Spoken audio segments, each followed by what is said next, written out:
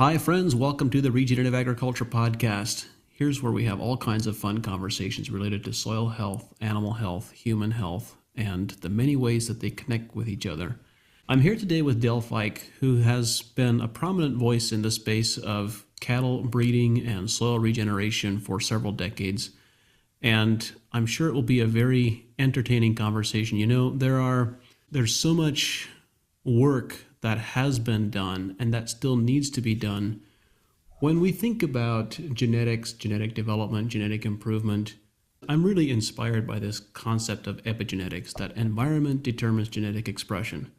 But also, particularly in the livestock case, it becomes very clear that genetic adaptability or genetic adaptation to an environment, actually, the words that I'm looking for, genetic adaptation to performance, are so important and so overlooked. That what the cattle that really perform well in a grazing system that are adapted to be outdoors and to thrive in a natural environment are very different. It's a very different direction from the way cattle breeding has gone for the last 70 or 80 years.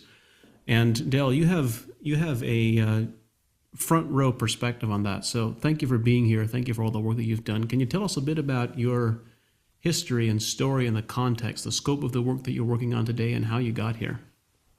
Sure. Well, thanks for having me on, John. And we'll try not to cause too many problems and make too many people angry. I love where you were going with, the accountability side. And I'll get to my story, but the accountability side of the cattle industry is nearly non-existent or very rare. Most breeds of cattle, most operations are still very much on crutches. They may talk the talk, these cattle do all this, and they're making all this money, and there's just a lot of artificial things that have propped that up and continue to prop that up. So my start, Ficke Cattle Company is in Pleasantville, Nebraska. We're also part of the Graze Master Group. The Graze Master is the breed of cattle that we trademarked in 2015 after years and years of trying to develop what I always called the perfect beast.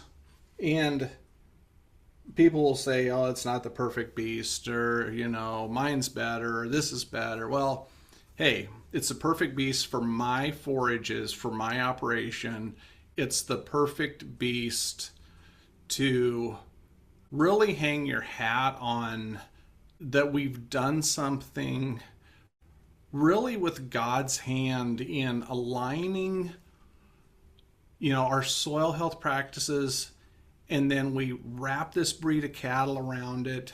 But it wasn't always that way. We weren't always in sync with nature. We didn't always have good forages. We were fertilizing and spraying and all this, and then chopping silage and feeding cattle in mud or dusty pens and hauling copious amounts of manure out. And we definitely, I equate a lot of what farmers ranchers go through, or they suffer from the Stockholm syndrome, where they become friends with their captors. And we certainly were friends with our captors, with our suppliers and our breed associations and a lot of things like that. So our operation started out as basically a livestock trading deal in the late 1860s by Johann Ficke, and then one of his sons, H.F., my great-grandfather, carried on the livestock side more than anyone else did in the family. Livestock has always been a big part of our program. So to put some context around this, so we're in the rolling hills of southeastern Seward County, Nebraska. So most people equate Seward County to flat land, tons of water, manicured lawns, new equipment, which it's still that way in western Seward County. That too will go away too, and the water and all that goes away, and I won't get on that tangent right away. But while I'm talking about water, one component of this Graze Master breed is less water consumption, because our location, we're 4 miles from the aquifer, we're not flat, we're heavy clay soil, a few rocks, not on our place, but a lot of the neighbors have rocks. There's good grass, the heavy clay. Generally, we get all the rain we need. We haven't for the last 4 years. My father, Kenneth, always said, if they wouldn't have tore up eastern Nebraska and tried to farm it, we would have had the best grass on earth. Well, my dad's been gone almost 13 years, and Dad, we got some of the best grass on earth, and at least some places we're bringing it back. So, yeah, a long history in the livestock industry. Had registered Hereford cattle for about 70 years in the family, generational deal. So the red hide, our Graze Masters, they're red, and they do have some Hereford still in them. What was the inspiration for developing the Graze Master? How did that come about? Well, if we would have stuck with straight bred cattle, we'd have been broke. Any straight bred breed cannot compete against a composite, just like, we talk about corn, hybrid corn, anything like that. We've got to have that hybrid vigor. We have to have that pop. We just always wanted, my dad always wanted his own breed of cattle. My dad was amazing because he got me, knowing my cattle interest and ag interest, got me in front of the most influential people of the times to help kind of condition my thinking in a really good way. And so one of them was, I remember as a little kid, Eastern Colorado, Tom Lassiter, that built the Beef Master breed.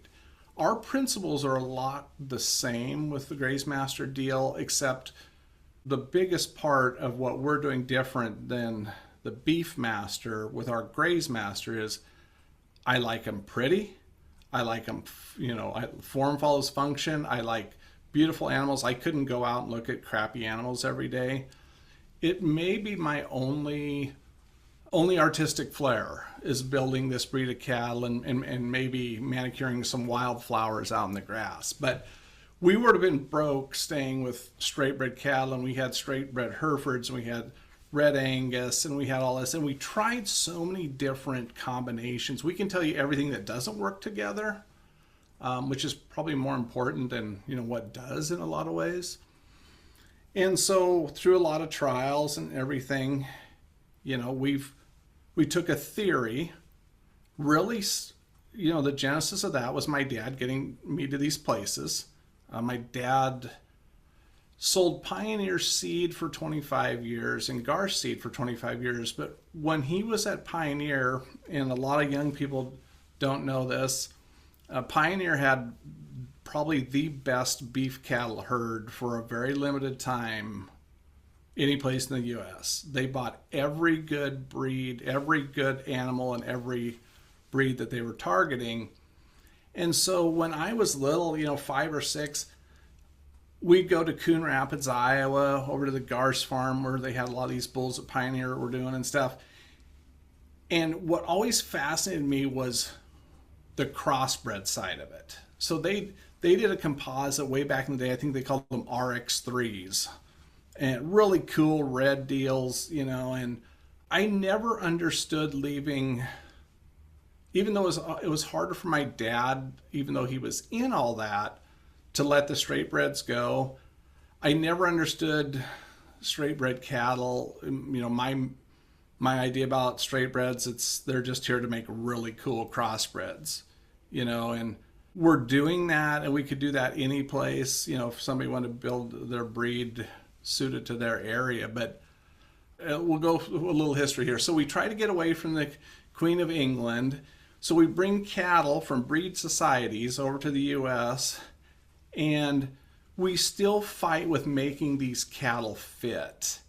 So you're feeding them, and you're vaccinating them, and you're maybe you're creep feeding the calves, and the cows are too big, and they're taking, all the stuff that, and people can call me, and I can take them to thousands of cows and show them that there's, this is the way it is. But so as Americans, we were so independent. We left that country, but yet we brought all the nasty habits with us. So breed associations. I think that's called being human. Yeah, exactly. You're 100% right. So we continued to listen to our breed associations, like the breed societies back in the old countries, on how we should raise cattle or what breeds we should have. Well, England's going to be different than New Mexico, where somebody's trying to make a living, running one pair on 40 acres or something like that. So we basically took a shot at our independence, didn't do anything with it. So there's nothing I like doing more than when people tell me I can't do something and we just go and do it. So my dad always said, there's going to be a time these cattle are going to have to take care of themselves. We're not going to chop silage. I said, okay, let's stop chopping silage. Done. And there's going to be times when we're not going to be there to help them have a calf. I said, good, let's hide the calf puller. And we got back into where my grandfather was actually always calving in May, first part of June. And we got in sync with that. And we took away nearly all the need for vaccinations. We don't pour or worm. We don't do anything like that. We cherish the dung beetle in our pastures like the Egyptians did, on the walls of their pyramids. It's still etched or painted there. We lost track of our freedoms and what we can do. And so when we took all those crutches away, we were set up with this breed that when we took all those crutches away, we had very little fallout. Now, back to your segue into this, John, talking about how cattle aren't acclimated to the environment. These cattle are acclimated. We let nature do 100% of the selection out there. Now, are we saying we're going to let something, if it's not doing well on grass, starve or anything like that? No, we're not doing that. But we're not in their watching them calve. We go through occasionally. They calve on their own. They graze nearly 100% of the year. If we get some snow, that's when we get our opportunity to biocarpet and unroll a few bales and translocate seed and get some soil building stuff going there. Everything's an opportunity when you're working with nature, and these cattle work with nature, and they work for us 100% of the time. We feed nearly zero commercial protein, mineral. They get a little salt. It's always available. They don't go after it because they are built for the forages we have. So anybody can do that. I'm not some genius in this. I just said enough was enough. And, let's take some of our independence back. And it's pretty cool, American thinking, hey, what you guys got out there isn't good enough. I'm going to do my own deal. So that entrepreneurial attitude, and the cattle people have, especially on the registered side, have always been a little eclectic or a little out there too. And I'm certainly remnants of that eclectic artistic flair with a very blue collar pragmatic attitude and set of goals for these animals. And like I say, it can be done any place. When you look at the group of people who were some of the godfathers, if you will, of developing livestock for natural ecosystems, I'm thinking of Jan Bonsma with the Bonsmara breed, of Gerald Fry, and probably other people. This is not a place that I'm intimately familiar with, although I've studied it a little bit. Did you have any inspiration from any of the work that they had done? What were the parameters that you used? What were some of the things that you were selecting for and that you were looking for? Well, sure. We wanted hands-off cattle. We wanted problem-free. We wanted them to calve on their own. We still wanted a big calf that did everything on grass, or the forages we gave them. A lot of people ask me, on the grazing side of things, what's your favorite thing to graze? And it's like anything I can get a fence around. What we provide them, they will either excel or they're going to fall out of it. And they don't fall out of it now. They excel, and that's where we wanted those cattle. And a lot of people think you can't do it, but you really can. And ironically, on the composite theory side, and I'll get back to the nature-based side, the composite theory side, a good friend of mine that I was introduced to in 1984, Frank Padilla, actually worked for Ficke Cattle Company in Palisade, Nebraska. They were doing a composite. And that's where, we went out there. He was still doing some Hereford stuff. He had just started that job with them. And, the bug of the composite deal, Frank really ignited that. And we've had such beautiful conversations. And he's a big part of Just for of clarification, when you use the terminology of a composite, what are you referring to? so like multiple breeds in one breed. Like our Graze Master is a 4-way composite, Hereford, Red Angus, Simmental, in either Aubrac or South Pole, depending on what we're shooting for there. But so the composite deal, it is taking the best of each of those breeds that complement each other, yet do things specific that you want to add to it. So the composite theory is always just, I'm a composite guy, and Frank was a big part of that. And when we were really starting to run heavy on the soil health side and really rolling with this breed, we went to a soil health deal. Kerry Hofsnyder and I went up to Billings to a deal with Johan Zeitzman from Zimbabwe. And Johan and I hit it off. Like, we both say exactly what we're thinking. We both are no nonsense, blah, blah, blah. And we hit it off, and I've given more of his books to people. I think it's Man, Animal, Veld, I can't remember. Yep. But ironically, he got his breed, the Veldmaster, kind of trademarked or rolling the same time we did Graze Master. Of course, Veld is African Prairie, and ours is gray. I mean, we want to graze everything. We're not going to just keep it to that. But it was a really good shot in my arm, and I really started to follow him in tighter selection. And of course, and he was talking a lot more on ultra high density grazing and things, everything that we were doing, but you never stop learning. And so, when the guy comes, halfway across the world, and he's like, damn, he's like, what you're doing is what I'm doing. He's like, and I don't get to talk to people every day that are doing that. And I have no excuses, I make no excuses on, that this was the right way to go. Did we have a lot of things we need to get worked through? Of course, but it all goes back to economics. And if people really would figure what they have in feeding these large animals, these new tractors to put up, a bunch of feed and all this stuff, I mean, they're still not making money or much money with this calf price, which everyone thinks is astronomical, and it's still only probably a third as high as it should be. I think my dad sold in December 1973, he sold 10 fat steers, and the money he made off those, he bought a brand new Chevy Cheyenne pickup in cash. Yeah. I don't know that you can do that with 10 fat steers now, because when I was pricing pickups the other day, it was a little bit higher than that. And and I think the margins were a little lower than that on those fat steers. So we can't manage what we don't measure. Agriculture loves to not measure. And I want to measure everything. I need accountability.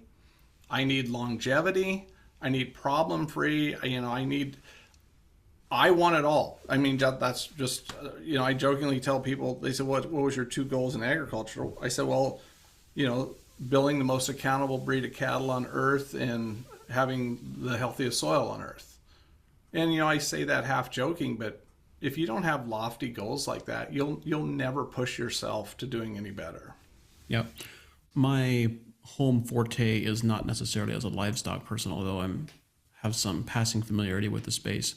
But what would you say differentiates the Graze Master breed that you've developed from work that other people are doing in this space? And I'm asking this because I don't know, and I'm imagining that other people are curious as well. But the work that Kit Farrow is doing, for example, or the work that, I don't know who the folks are that are innovating at with Seven Sons Farm in Indiana. I'm sure you probably know Shorty Hostetler and some of the folks there. I don't know who the leaders and what the names are there, but how would you say your development work is distinctive from the efforts that other people in the space are pursuing?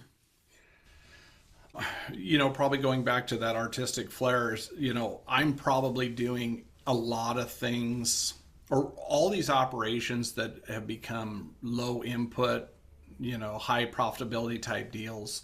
We're probably all doing many things alike, My cattle are not going to be as small as a lot of those cattle. I can't have fragile cattle. I absolutely despise fine boned. I need cattle that if it gets muddy in the spring in eastern Nebraska like it used to, you know, I like a cow size that's probably a little bit bigger than some of those guys. I want to have my cake and eat it too with I want small calves and I want pop, I want performance. Because if somebody's going to buy a bull for me, most likely that program they're still trying to sell heavy feeder calves. They're Yeah. maybe not looking at it as a they're not going to spend as much on feed on those females out of that bull and stuff. They want that pop. And so I think a lot of these people, we're all under the same mindset and we're trying to jam everything one size fits all, no matter what breed it is, to every operation, and it doesn't work. We Yeah. have to get really particular and we have to, build on those different places, and it's not hard, to build what really works and get rid of the stuff that doesn't because it costs you money.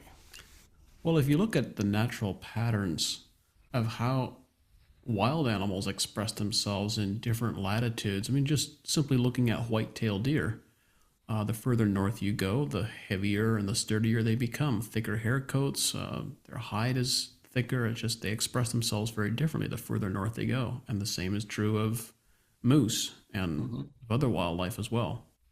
Absolutely. Yeah. You mentioned you started working on beef and then also got into the soil health considerations. What was the attraction? How did you find those to overlap? And I suppose there's several questions here, but how has your work with soil health influenced the development of the Graze Master breed? Well, I mean, the soil health part was eliminating the crutch of extra feed, extra minerals, protein, because even though we're still heavy on brome grass, which a lot of people cuss, and there's times I cuss it too, you learn to manage that and you learn to graze that differently to start bringing back those warm season grasses that are still in the soil. I mean, God did not make a mistake on that. He did not, that's not all gone. When we do what we call our intensive grazing, our prairie rehab, we're grazing different at a different time of the year and a really high levels of animals going across there. And we're thinning up those cool seasons, bringing the warm seasons back. And it's just a beautiful way to, to have that come together. So there again, people do soil health basically kind of for three reasons, but mostly two. So your back's against the wall, or you want to be so progressive that you want to try every new thing, or it's your heart's into it. My back was against the wall. I damn sure wanted to be progressive, but my heart was the difference. My heart and my connection. My grandfather Adolf Ficke was a naturalist, barefoot naturalist, and one of my good friends is a Missouri Synod Lutheran pastor, and I always tell him I'm a recovering Missouri Synod Lutheran, and my grandfather, sometimes on Sunday mornings, we would go for pasture walks. And he would be blown away that we've brought so much of that back that was farmed to look like the native prairie that he would have saw as a boy. And it's just cool to think about, what we can do when we get that balance. It's cattle, it's soil, it's, these plants. It's a symphony that people don't quite understand, but I get pretty loud on my passion for this and things like that. But I really had a calling from my grandfather in a spot in a pasture one Sunday morning that I could feel him there, and he's like, "You're not the first, you're not the best," which would have been totally my dad and grandfather. They always kept you humble. You're not the first, you're not the best. But you're probably going to be the most vocal and people are going to listen to you because you've done it all. I've had a lot of failures. We farmed large scale. Now we, way, way smaller, which allowed us to do a lot of cool things and help other people. So the community component of all that too fits in with the nature and the soil and the plants and the economics. And so I'm really I don't look like I would drive it like a flowered van or something, but I talk like, it is beautiful. And God did not make a mistake in any of this. We made the mistakes. We continue to make mistakes. And the best thing I did was hearing my grandfather say, take a step back, boy. Nature will be fine. And when we stopped fighting it with the wrong breed of cattle, fighting it with the stuff that was costing us so much money that was actually going to bankrupt us, when we it's amazing. I've got 4 grandchildren, and they can be any place on that farm and out with those cows and picking flowers and doing all this stuff because it's a healthy environment. And that's a beautiful deal, because this has nothing to do with me. My generation, I'm 57. My generation is not going to be here that much longer. Everything I do is for my kids and my grandkids, because we will run out of water if we don't change this. We will, contaminate everything, and the environment will retaliate, and as it always has in the past. But we just got to read history, constant. I've thought more about rangeland management and beef and agronomy and the intersection of those different domains over the last year than I probably have in a long time. And part of that came out of the realization of just the tremendous strides, the tremendous progress that we have made in learning and figuring out. I don't like to apply the word regenerative as an adjective labeled to every conversation that comes along, but these different models of managing plant nutrition, for how do we manage plant nutrition to get high performing yields and robust immune systems. We've made so much progress with the higher value crops, and almost none of that information has been transferred to rangeland management and to forage management for a variety of reasons. One of the reasons being that the economics aren't there. The economics are very challenging. And we had a really interesting conversation this summer. I visited Polyphase Farm, had a conversation with Joel Salatin and Kit Farrow and a number of others.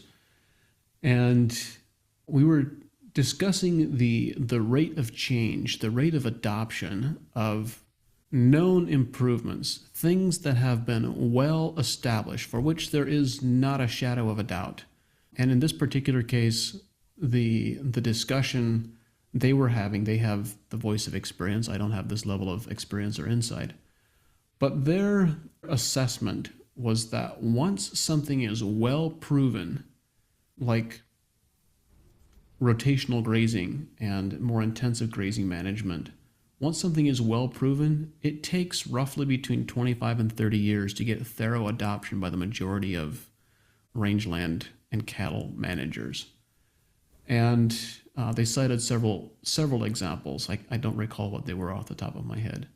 But my question for you, I'd love to get your perspective and your take on that, and just a question of what are the contributing factors? Why is innovation so much slower in the beef and rangeland management space than it is in higher value crops? So higher value crops, it is faster. I've been told by a lot of people it takes the average farmer 70 years to change. So the cow guy, I'm always going to be on the cow guy side. He's doing it in half that time. Okay, he's still not doing it fast enough. But when we think about the no-till planter that Alice came out in, Alice Chalmers, that the young kids don't even know anything about. Alice Chalmers came out with a no-till planter for cotton in the 50s.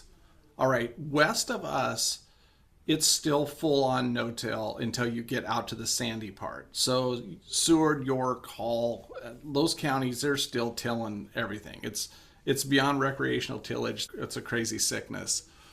But when we think about that planter come out in the 50s, well, we're in the, almost 25. Well, that's 70 years roughly, and people still haven't adopted no-till. Okay, so not to ride that deal too much, but the chemical companies and the universities and the people that were pushing to continue a way of farming pretty much just bankrupted the whole planter deal. Okay, hang on. I don't want to lose sight of the original question, but this is a news story to me, and I want to dig into it because we had the introduction of a no-till planter in the 50s, Yep. and today we have this dogmatic debate that doesn't really serve anyone about needing to choose between no-till and Roundup, and that you can't have no-till unless you also have Roundup or also have the use of herbicides, and yet they didn't have Roundup in the 1950s. So No. I'm very curious if you have any insights into what did the management practices look like at that point that they were able to adopt the use of a no-till planter at that time. So what I was always told down south in the Delta, those guys were going to go into rice stubble and things like that, or wheat stubble. And I'm sure there's some old timer in some place on some bench in the Delta going, yeah, I saw that, and he's got 2 days left to tell his story. But, we have to think about everything that was done in the past, the frost seeding of legumes into the wheat and all that stuff.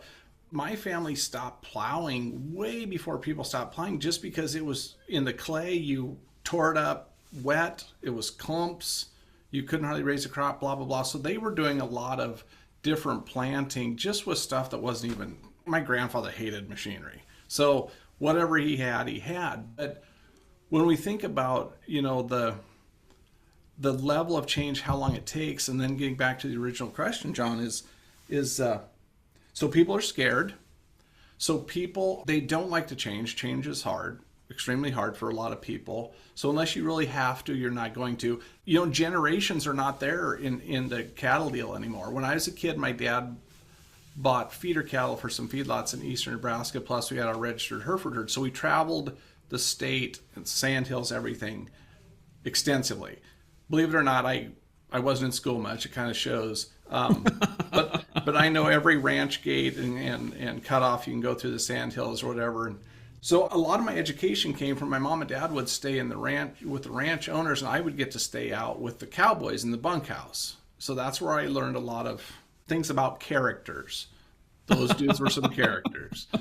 And everyone is characters back then, and they all some more colorful than others. Yes, and people say, well, Del, why do you talk the way you do? And I said, man, I grew up, I was the tail end of a really cool time when everyone was a character, everyone had great stories, they were all ornery, but they all worked together.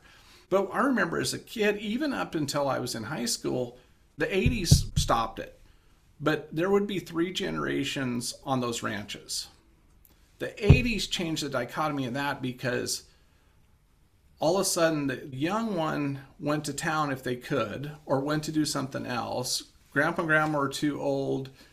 The middle generation, the dad, they were trying to keep the ranch together. They couldn't afford help, things like that, where people would say, okay, but they don't understand the value of if you do all this and you can hire more help, you can make more money, there might not be the equity or the capital to do some of that stuff. It's almost like a corn system. They're looking at a system of feeder calves going through a sale barn or going directly to a feedlot. And where we differentiate ourselves was starting a meat business, which is a total pain in the butt too. But we had a great following, still do. But now we're going back more towards the genetic side because, as I get into my retirement years coming up, I want to have fun and make those cattle really cool. And, hopefully someday somebody will say, hey, those Graze Masters were pretty cool. And then they just, don't say anything else, walk down the street, whatever. But, I'm not going to make history, but people are going to darn sure know I was there. And cattle people will adapt faster. Everyone we've consulted with that had cows jumped on cover crops immediately because what is a cow guy called cover crops? That's cow feed. Forage, absolutely. So yeah, it's just like it's easier for those guys to see that, the value, and then all of a sudden these guys got really good soil. They might have been doing some of those fields for 50 years and they're like, gosh, that always raises, if I put it to corn, it's always my best corn field. What am I doing? Well, run more cows and have more, maybe put it in the rotation, cover crops every 3 or 4 years and just run cows on it, but it really is a labor deal and it's a mindset deal and a lot of these blenders are scared to death to let people try anything different. Yeah, that's a significant challenge. Where do you see the significant opportunity for people in the beef space? Where at this particular moment in time, we're at a time of record high prices. As you pointed out, they're not as high enough as what they should be from a parity pricing perspective. And we know that when we look at the historical cattle cycle, it's reasonable to expect that that price is going to come back down again. It's not a question of if, it's just really a question of when. Does the peak of the cycle this time last another couple of years? Does it last another 4 years? At some point, it will come back down again. When you look at this macroeconomic context, where do you see the opportunity, the areas of opportunity for beef producers and grazers in general? The opportunity is if you want to work, there's going to be a ton of opportunity. There's grassland that they just can't tear up to put corn, even though they will try the craziest places on earth and tear up the sand and blah, blah, blah. And if the opportunity is, if you want to work and you can find that grass, don't, maybe these young guys, there's no young guys out there, young guys, gals, don't go in debt buying a bunch of cows. Get that guy that's in love with that cow herd, he wants to retire, lease those cows from him. He's got a vested deal in there, he's got the cows. You're going to put in the sweat equity. You're going to start with a herd that's acclimated to that area. You can tweak it however you want, but it takes work. I've got family members years ago when we were intensive grazing along the highway west of my place.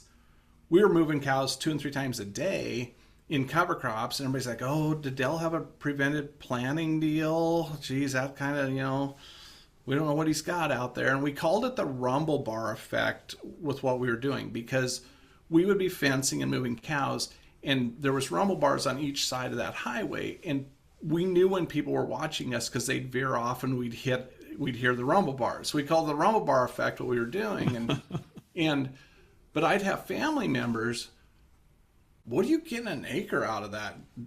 Custom grazing, and then we put no input corn behind it, just plant right, chase the cows off with the tractor and planter. And I said, I don't know, you can, that year I think we were $800 or $900 net profit per acre, and we worked our asses off, and we built that soil, we recycled those nutrients, blah, blah, blah, all that stuff. And they're like, do you have to move the cows that many times and do all that? I'm like, yep. And they're like, oh, that's way too much work. Oh, wow.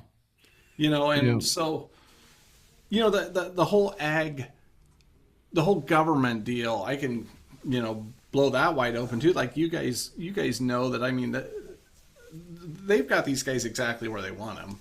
So everybody in politics goes to DC, on a $90,000 a year job, and living expenses in Georgetown are $95,000. They're there for 4 years and they come home a multimillionaire. So that's pretty good math. They're making money off of this system. And when you tell the big corn guy that, he's scared to death that system's going to go away. Right. On the reality from a macro perspective, we should be able to be delighted if that system were at least shifted quite dramatically, perhaps sooner than we might think. The story that you're sharing, or the example that you're giving of being willing to work and being willing to be innovative and do different things, reminds me of the story of Alvin Peachy. Alvin Peachy is a young Amish dairy farmer in central Pennsylvania that I interviewed here on the podcast a couple of years ago. I remember that. Yeah, and Alvin he's about my age. At the time, he was in his lower 30s, and he had just bought his 3rd farm and paid for it. And Alvin was extremely sharp with a pencil. Some of that came through in our conversation, but not nearly enough of it. He had figured out that he couldn't afford to grow corn. He was grass-fed, 100% grass-fed on dairy, and the reason for that was his cost of production. His cost of production was between $5 and $6 a hundredweight for milk, where the mainstream at the time was $17 to $18 a hundredweight. And so Alvin he wasn't getting a grass-fed premium. He was being paid an organic premium at the time, but not a grass-fed premium, which he is now. And can you imagine? I don't know the exact numbers, but I'm speculating at this moment in time, Alvin's being paid somewhere around $45 a hundredweight for his milk, and it's costing him, let's just say, less than $10 to produce that milk. How many farmers would desire to have that level of margin? But to do that, Alvin had to buck every trend in his family, in his community. He got really sharp with the calculator, and he said, I can't afford to grow corn. I can't afford to fill that corn silo because it costs me too much money and time and energy. So stop growing corn, starts grazing, does 100% grazing. And he made this transition fairly rapidly. As a matter of a couple of years, he went from In fact, I think a single year he dropped corn, went 100% grazing, did a lot of fairly radical stuff. And I'm sure that was uncomfortable. But look at what was the other side. At the other side of that discomfort was all that opportunity. So the power of perception. In agriculture, people are worried about the perception of a neighbor that they don't hardly talk to anymore. A neighbor that might drive by every so often and say, gosh, I'm worried about Ed. He didn't get a new tractor last year. The perception, it's so damaging. Ironically, my grandfather Adolf said the day the horses left and the tractor came was the day we replaced community with competition. No longer did you need a group of people to have a threshing crew or to, do whatever. All of a sudden, Henry across the fence he used to work with, he was eyeing that ground that you were renting from that little old lady down the road because his Ford Ferguson or Farmall was just a little bit bigger than yours. He could do a better job. And he needed more land to cover the cost of that tractor. Absolutely. So, Earl Butts did more damage to agriculture than anyone ever. I mean, his get bigger, get out, farm fence row to fence row, take on debt, we have to feed the world, while the man sat on, I don't know how many corporate ag boards to make money off of this. We're still fighting that off. In the 80s deal, so in the 80s, I was a teenager. My dad didn't co-sign any notes for me. I co-signed his notes. I had a group of cows that were paid for. I went into the bank one day. I said, my dad doesn't have much debt, but he's worried to death. I said, how can I help? And his best friend, the banker, said, and they were really good friends. He said, well, you can co-sign your dad's notes. And my mom still has 2 notes that when she passes away, they'll come out for the family to see that. I only asked my dad to co-sign a note one time. And he's like, yep. He said, I'm going to give you some advice. He said, never co-sign notes for your son. He saw all his friends do that. And at that point, my cousin and I that was LDP corn. It was $1.44. We had bushels of corn in every elevator, every bin site, all this. And I'm like, boy, the bank is pressuring me. And I went in to talk to my dad, who's retired. And my mom, she just shook her head. She knew what he was going to tell me. And I went out the door and we started to change our operation. I mean, radically, and I don't care about perception. It makes me no difference what anyone thinks about what we're doing. But, when you can do something that even if it's not your family, for the next human being, that you're going to make it better or you're going to make it still be there. The religion is in what the resources do, what nature is, and then how it, wraps around. So we got to stop listening to people that do not have our best interests at heart. And your friend did that. He said the heck with it. There's this quote that circulates around a lot. And I went through a very challenging life experience, I don't know, half a dozen or more years ago, probably 10 years ago now. And I came out of the other side of that realizing that I need to be very deliberate about whose opinion I care about. And that has been an incredibly valuable lesson for me. And the quote that I see getting circulated online all the time is, why do you care about people's opinion who you would not ask for advice? Yep.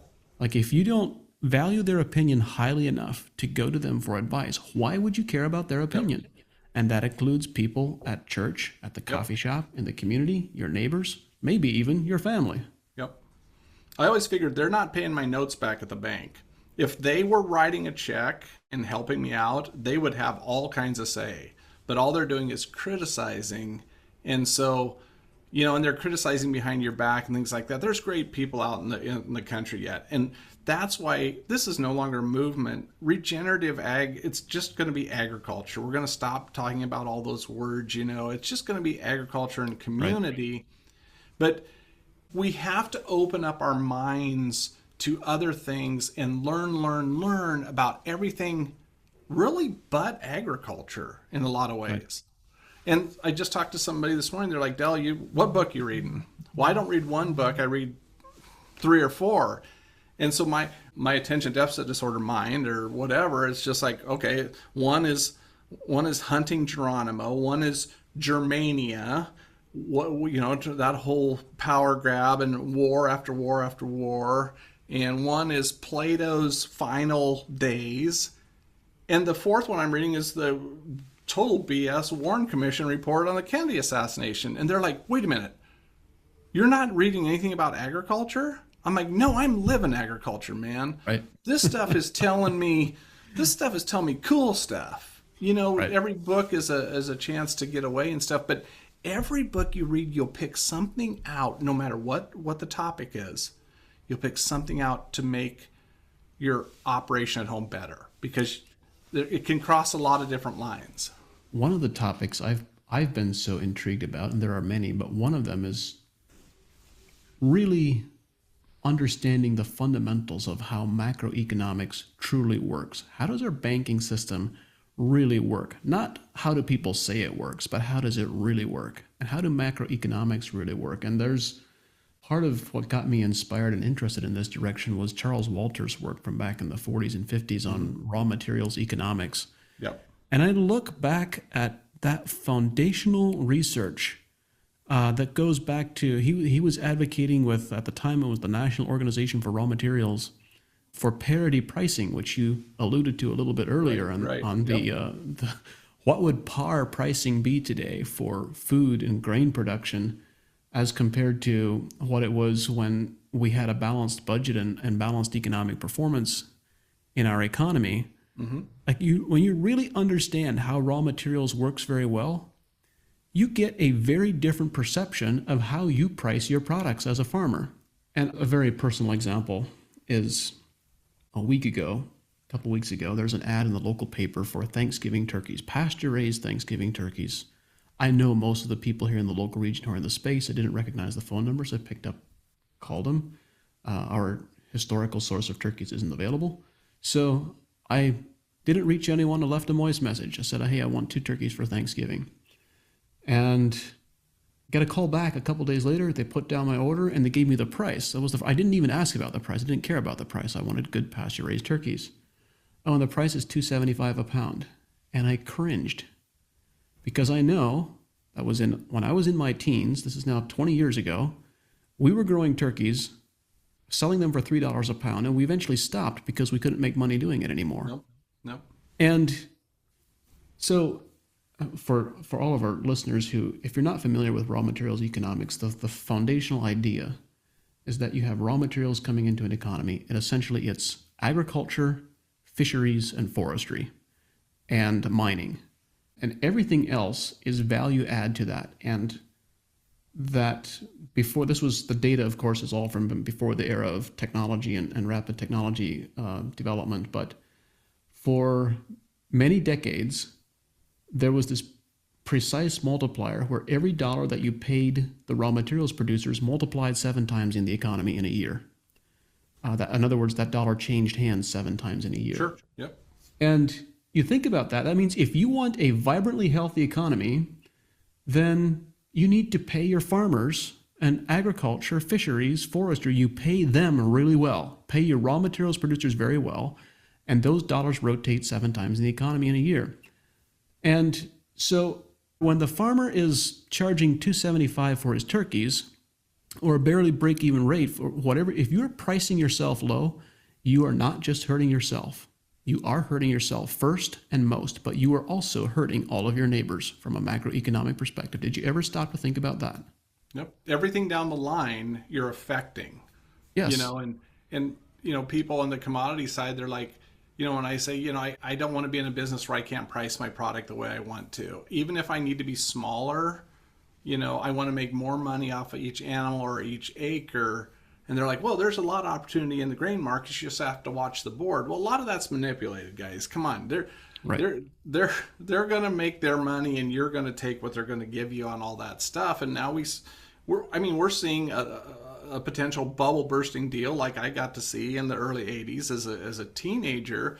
Everything was inflated, including the optimism and, land's never going to go down and all this stuff they're not making anymore and blah, blah, blah. And everything's cyclical. Everything is cyclical, and everything corrects itself. Yeah, I have the privilege of working with lots of farmers in many different settings and ecosystems. And I know not one, but many farmers who are making well into a six-figure income, $120,000, $150,000, farming less than 3 acres. In fact, based on the success rate, I'd say most farmers who are really serious about making a living and being successful financially and professionally are more financially successful farming smaller scale than they are bigger. It Sure. seems the bigger scale you become, the more difficult it is to do that. Because they are intimate with those acres. Those acres, Yeah. they are just like if you're a larger scale and you're trying to change stuff to a regenerative way, you're always going to start closer to the place to try your stuff. You're not going to go 7 miles away and try something because it's not convenient. Okay, a smaller deal, and a lot of people say, Dale, if you had a perfect size operation, what would it be? I said, anything over 15 acres is a pain in the butt. And they're like, what? Did you say 15 or 1,500? I said, no, 15. Because some of the most profitable ones, just like you're saying, John, are these people that are really doing a good job with what they've got. I never need to buy one more acre of land because I have not even come close to optimizing, maximizing, whatever you want to say, on what I have. My When you kids think and about grandkids won't. when you think about the intimacy factor that you just described, I've described this as the hearts to acres ratio. Like, how much can you be in close communion with and be a good steward of to the highest level, and also manage. All the other factor is that these smaller scale producers who are managing more intensely, who are being very good stewards, also then have the bandwidth and the time, because they're not spread so thin from a management perspective, that they have the opportunity to build relationships with their customers, and they decommoditize themselves, whether that means value adding or producing non-commodities, whatever that might be. They build relationships, and relationships builds community, and that is what we are all desperately missing. Yes, absolutely. Yeah. Absolutely. Technology has, back to the livestock side of it, with livestock, you need a crew. No matter how hands off you are, there's times you need a crew, and you get together and you got cow manure on your hands and you're eating a glazed donut talking, to your neighbor. And, That's quite that's a mental the, picture.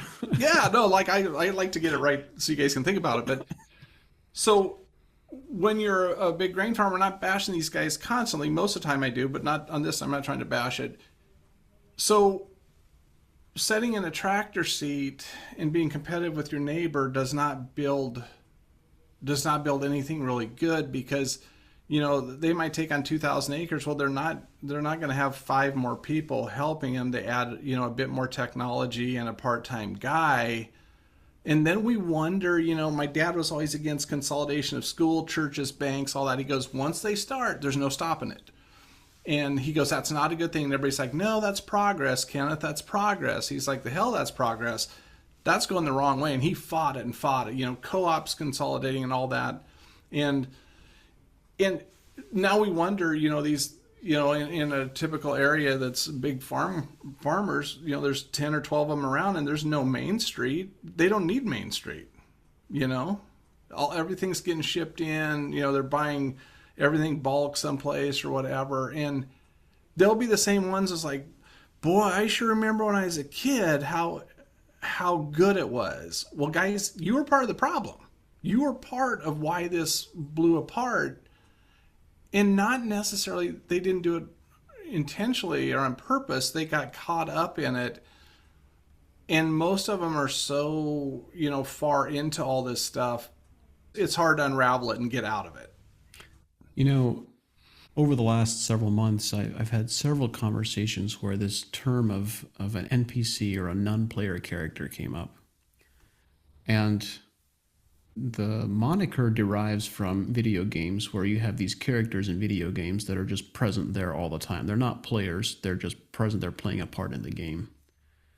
And the point that people are making is that increasingly large segments of society behave like non-player characters. They fill a role, they're playing a role, and they play the role that society expects of them, or that they perceive that society expects of them. They don't particularly step outside of that.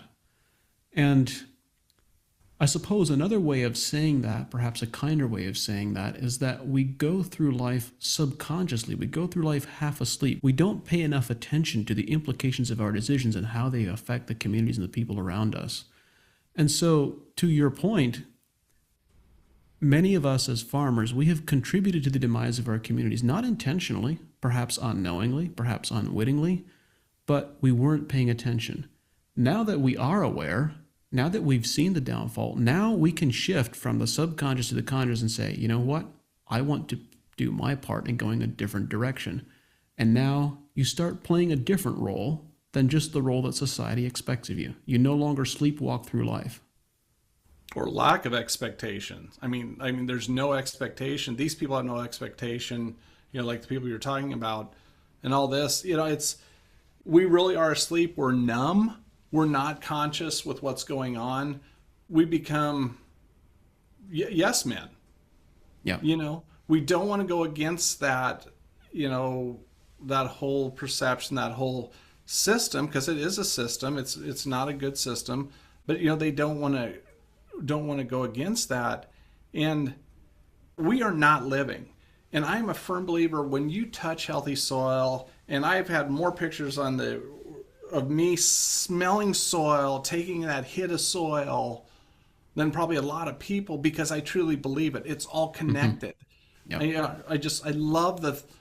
I love the smell of it, but that's what's making us healthy. And when you walk bare feet across the soil that's healthy, we've lost all that connection. We are not connected to nature. And if there's one that my dad always said, if you could ever unite agriculture, everyone's fighting in their own little pockets. Part of them drove to DC with their new tractors when everybody else was going broke, and then blah, blah, blah.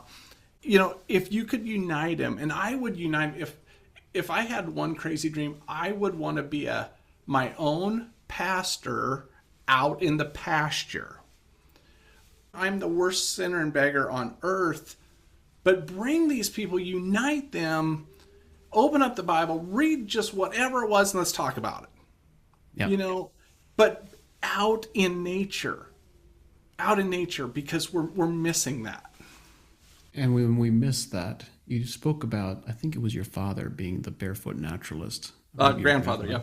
And, I grew up like that, and I don't spend nearly as much time as I would desire barefoot anymore. But there is something about, you connect with the life and the living systems around you in a different way. You are more present. You pay more attention.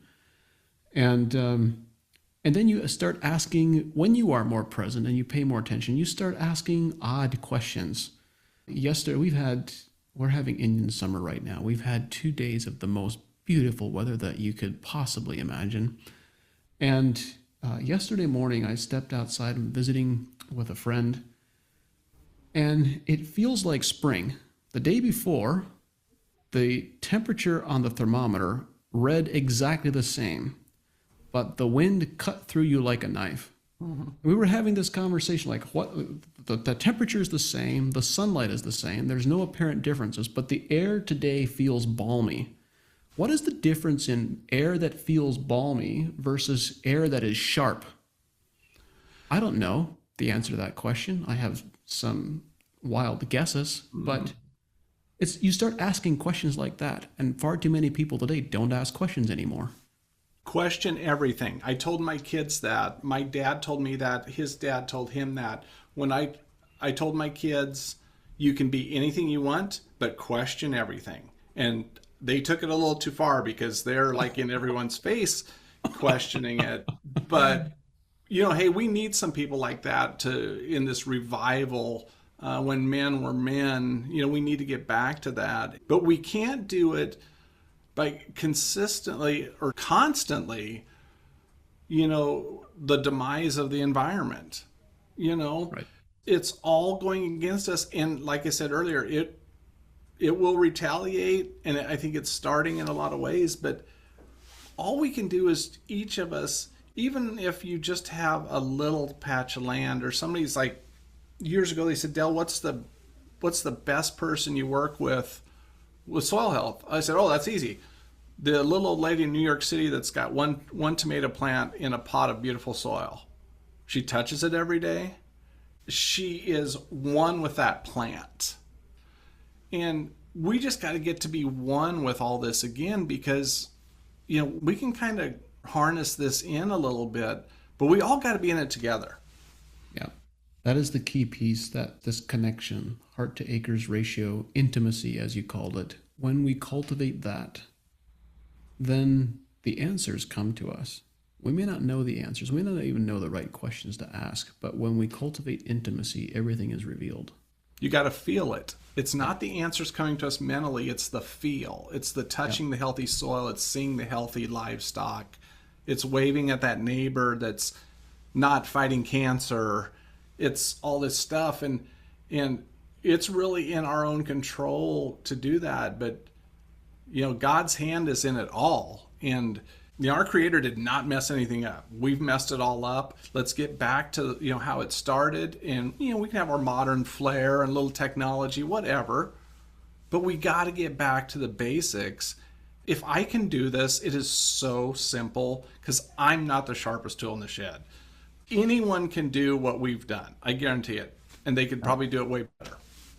Well, thank you, Dell. Thank you for this conversation. I had no idea which curves and earthworm trails we would go down, but this has been enjoyable. So thank you for all that you bring to the world, for all your contributions, and I look forward to connecting with you more in the future. Thank you so much, John. The team at AEA and I are dedicated to bringing this show to you because we believe that knowledge and information is the foundation of successful regenerative systems. At AEA, we believe that growing better quality food and making more money from your crops is possible. And since 2006, we've worked with leading professional growers to help them do just that. At AEA, we don't guess, we test, we analyze, and we provide recommendations based on scientific data, knowledge, and experience. We've developed products that are uniquely positioned to help growers make more money with regenerative agriculture. If you are a professional grower who believes in testing instead of guessing, someone who believes in a better, more regenerative way to grow, visit advancingecoag.com and contact us to see if AEA is right for you. Thank you for listening, and we look forward to working with you.